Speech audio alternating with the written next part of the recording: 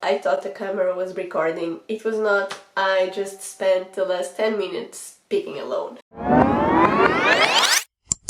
I've been reading a lot of books with female unhinged protagonists. I'm completely obsessed with these types of narratives at the moment, so I've compiled a list of my favorites. So this list has only books that I've finished so far. I think I have either 5 or 6 recommendations today, and out of those, only one I have in physical format, and that is Pizza Girl by John Kyung Fraser. I specifically looked out for this cover because look how pretty it is.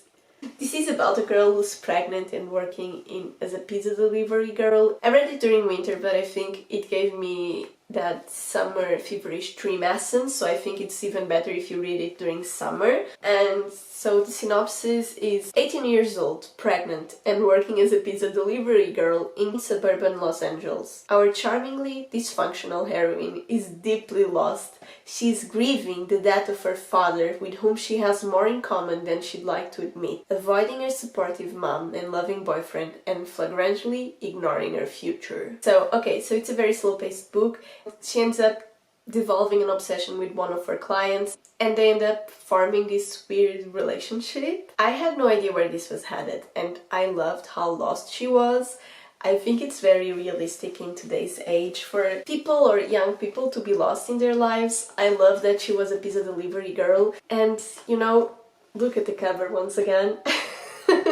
I completely bought it for the cover. I came for the cover, stayed for the book. Highly recommend it. This whole book is just a vibe. Then we have Mrs. March by Virginia Fatu. I've heard a few people comparing this with Hitchcock's movies. The essence, the unsettling environment is there. So Mrs. March is your typical Upper East Side wife. Her husband George is a writer, and he has just released one of his latest novels. And at this point of their marriage, Mrs. March doesn't read his novels anymore. And this all changes when one day she goes into a shop and the shopkeeper comments that the protagonist is based on Mrs. March. And Mrs. March is very confused and very alarmed by this statement. She just spirals down from there, honestly. She gets home, she reads the book, and the main protagonist of George's newest novel is not exactly the best person or doesn't exactly have the best qualities, and she slowly starts to realize that everyone believes that the protagonist is based off her, and this completely messes with her head. She starts to questioning everything. This is a very great study in the human psychology, or in the darker side of the human psychology.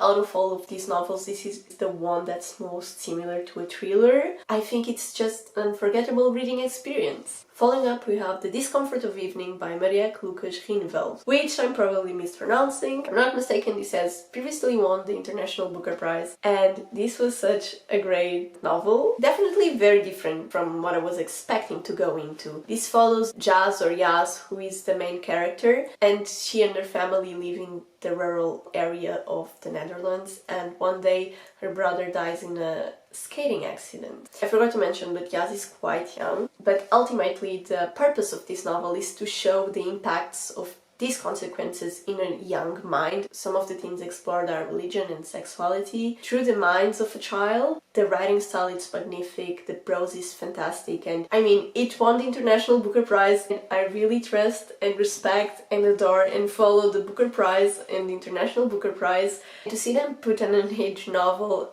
as their winner, it was something different and very enthusiastic for me to see. Okay, so next one is Children of Paradise by Kamila Grudova, which was part of the long listed for the International Women's Prize this year. And I had high expectations for this one. I think I ended up not enjoying it as much as I thought I would, but it was still very entertaining. The story follows Holly, who applies to work at one of the oldest, if not the oldest, theater in the city, and she's expecting it to be quite of a relative normal job, but then the experience ends up being a completely different thing from what she expected. I think I would have enjoyed it more if I had more cinema knowledge overall, because every chapter or every 2 chapters there was an introduction for the movie being displayed, and it was always a very quirky mention. I knew a few, but I didn't know all of them. And I think I would have enjoyed this Easter egg way more if I had more knowledge on the topic. I liked how the dynamic of the co-workers change when a new boss is introduced. I work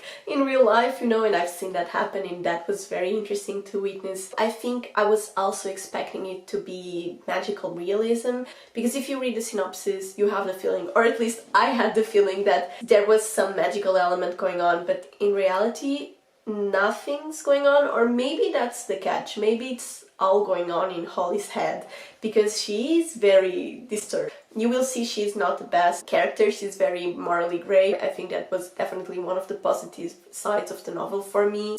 If this book was a clash between two words, it would definitely be disgusting and mesmerizing, all smashed together. But following up to the next one, we have one of my favorites this year actually, and that is My Sister, the Serial Keeper by Oinkan Brightweight. Let me just start by saying that I've listened to this as an audio, and if you have the opportunity to do so, this is one of those books that I highly recommend you to do it. So our protagonist is having dinner one day when she receives call from her sister Ayola with the unexpected, or maybe not so unexpected, news that she has killed her boyfriend. She should probably go to the Nigeria's police, but she knows what will happen to her sister if she does, so she ends up complying and always supporting her sister's decisions. This is definitely a darker side of I support women's rights, but I also support women's wrongs.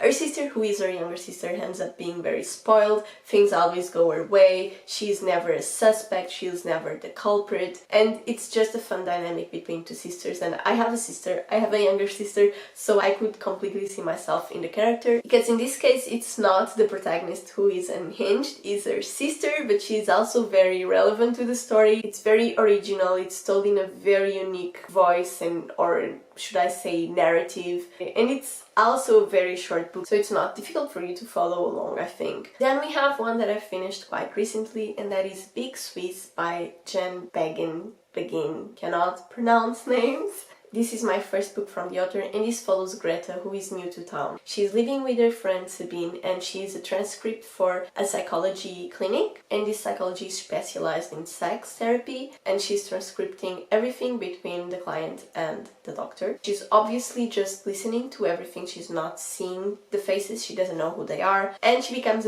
very intrigued and very obsessed with this one client she calls Big Swiss because they are from Switzerland and they are very tall. She's in a position where she knows the darkest secrets of this client's life, but she has never seen it or her in real life. But this all changes one day at a dog park when she accidentally meets her and recognizes Big Swiss by her voice. So right off the bat he says everything that you need to go wrong, and Greta, and being inside Greta's head is very difficult. I've seen some controversial reviews, but I also think that you have to keep in mind that Greta is supposed to be an unlikable character. She's not supposed to be a good person. You know, and the cover was completely what pulled me into it. If I'm being honest, the story lost me a bit at the end. I think that there were some introductions to the narrative that I didn't need to witness. I think that Greta's and Big Swiss's relationship wasn't what I expected. I wasn't rooting for them. I didn't necessarily feel a chemistry connection between the two.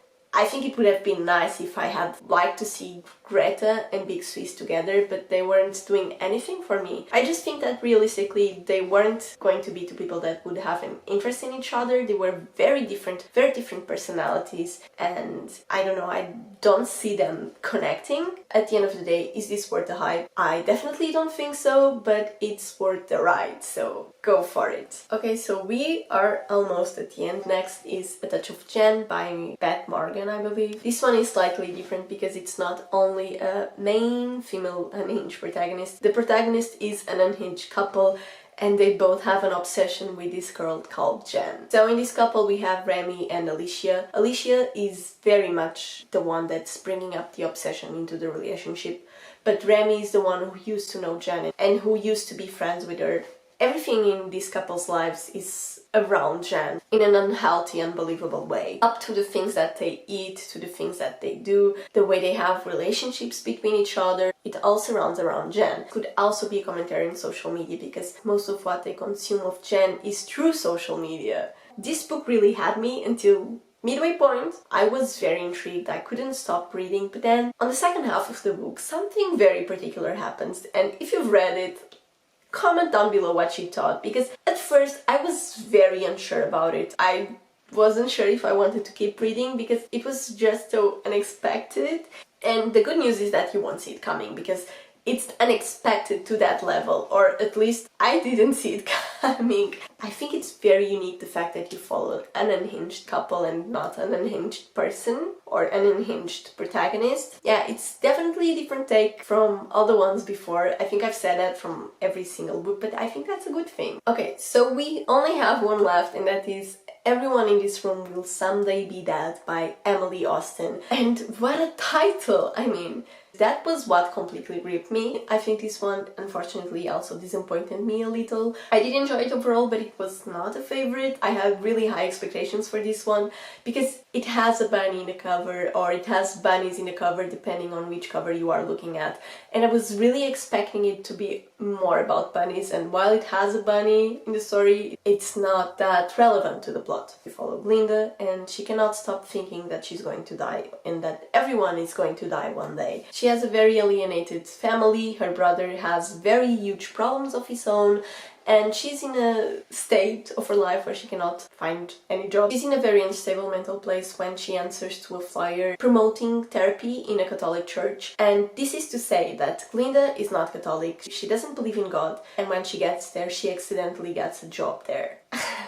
And this all happens because she's very embarrassed and she doesn't have the courage to say that, no, this is a mistake, I'm here for therapy. And she just starts working there. She's replacing the old receptionist, Grace, who recently passed away. It just ends up being very fun the way she's pretending to be Catholic. And at the same time, her real life is starting to crumble. She has conflicts with her girlfriends, conflicts with her family. I think you can really see the unhingedness of Glinda's mind when she starts corresponding with an old friend of Grace through her email. So she just starts impersonating Grace, because that's what normal people do in a normal situation. I mean, from what I said, if you don't think Glinda's mind is unhinged, then who is?